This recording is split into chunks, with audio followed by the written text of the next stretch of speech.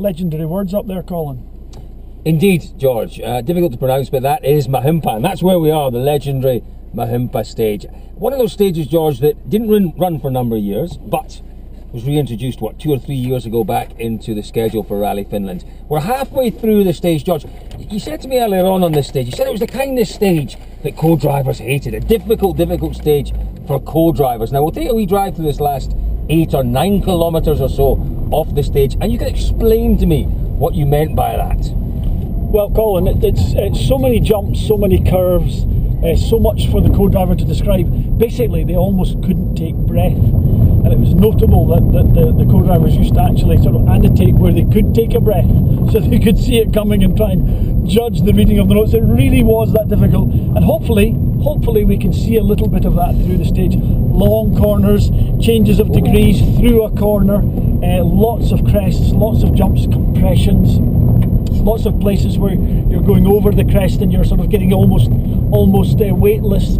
Corners like this, look over the crest, you're having to judge the car. Will it stay light? Will it stay in the road? If it doesn't, you're off there in the right in the trees. Scary stuff, but a great surface we're seeing here, Colin. A bit damp. In terms of topography, George, ups and downs, there's more of it in this stage than practically any other stage in Rally Finland. Different kind of geography. We're further east here than we are anywhere else in the rally, and it's more hilly, isn't it? And that's what gives this stage its very unique characteristics. It is. Well, as you can see, very curvy, so you can imagine already the pace notes just all the time, you know, long easy left 50, absolute left over crest 30, long crest immediate open K right 2, easy left long through compression, stay out 2, long easy left, move into the left, following that line very carefully across this crest on the left hand side of the road, cutting right before that crest. My goodness me, I can't even say it, trying to remember my old-fashioned note reading which was descriptive.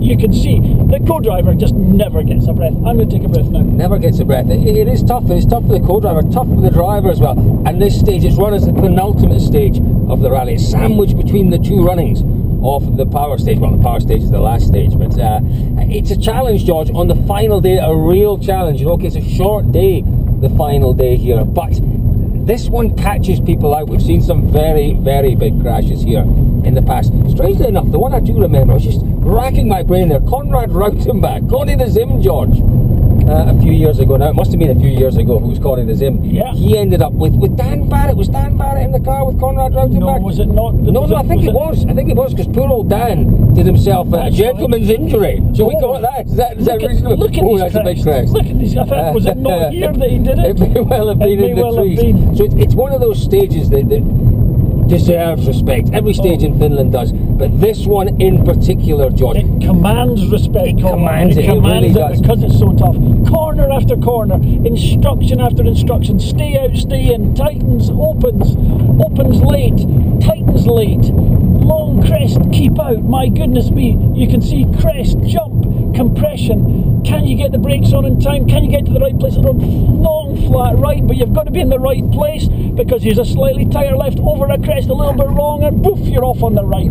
Unbelievable stuff, Colin. I think you know, when you think about Rally Finland, the stage obviously that comes to mind. You ask anyone about Rally Finland and they all talk about Onenpoja. Now, Onenpoja is just the most remarkable stage, but it's very much a driver stage, George. Less technical than this stage. Onenpoja, lots of jumps, but it's flat out, and it's, you know, it's a stage a driver can really get into. There's a lot of technicality in this stage. It is about, you know, really setting yourself up on the right line across the jumps, knowing where you can afford to jump, where you can't afford to jump. You've got to brake because of tightening corners. It is, I suppose, maybe the most technical stage in the rally. Colin, you've hit the nail on the head, absolutely.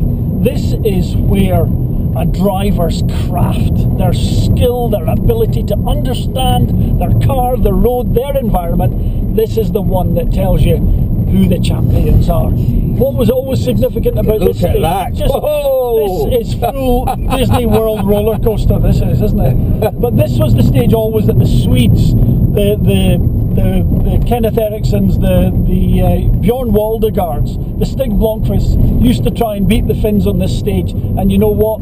It was tough. They never ever managed it. It was just so difficult. The Finns just had the stage. Those are in the days when, of course, the Finns would spend their entire year that they spent in Finland driving up and down these roads and learning them. Because you can imagine the technicalities, the bumps, the cuts, the not cuts, where to stay out, where to cut in. It's just a hugely, hugely, hugely technical challenge. It is a hugely challenging stage, George, and more challenging this year in that they've put in a new section. Tell us about the new section that they put in on this stage. They've put in what you would call a small road, Colin. This is what we'd call a big road.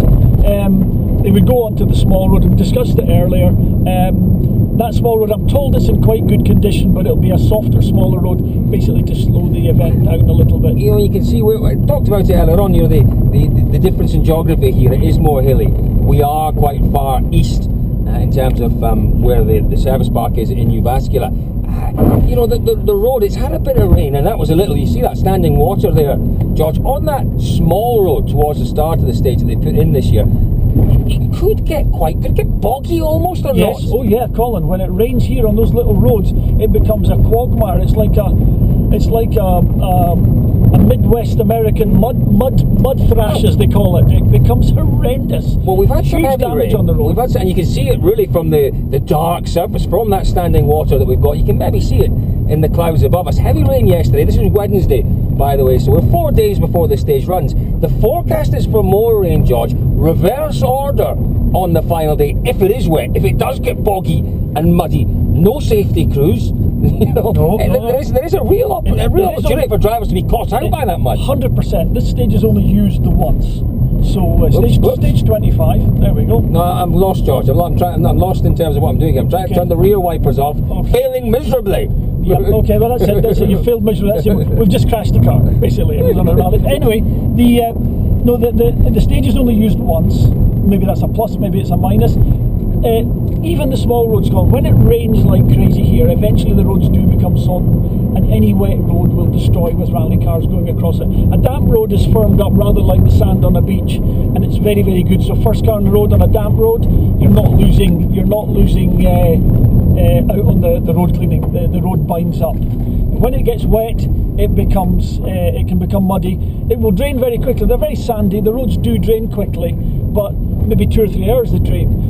Up until then, they're sodden. They are just ready to be ripped out, and rally cars will rip out all that material and make it horrendous. It's such a pretty place, Colin. Really, absolutely beautiful. So there's a small straight. The co-driver is going to get a breath there, and then here we go again. Okay, right, and flat left 50. Keep out into flat left to compression crest.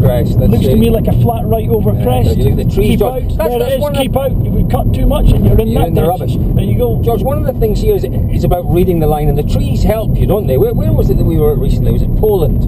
Where they were saying it was a little difficult because in some of the stages there were no trees. Difficult to read the line. You're kind of where you can't see over those crests. Yeah. Okay, obviously you're working with your notes, but the trees beyond give you an idea of what the road's going to do. Sometimes there'll just be memory jogs in there, little almost subconscious memory jogs for the driver.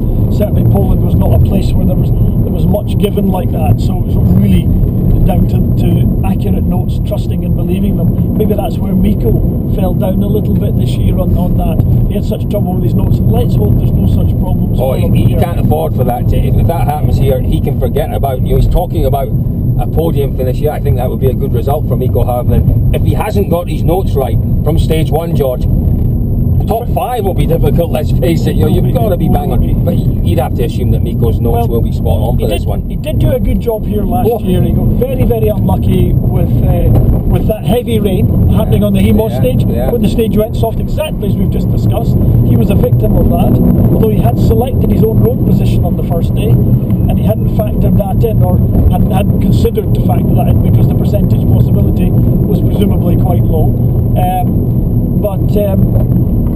He could have taken a couple of places further up the road and measured the risk a little bit, although of course it was also subject to organisers' discretion because it was a TV stage, and that's what really irked him greatly. He needs a wee bit of luck, doesn't he, Mikko Hovland, this weekend? But look at this now. So we're on that long straight, and we're into now again a little technical section here where you've got to absolutely get the right speed, the right line through there. There's a flying finish, Colin. There we are.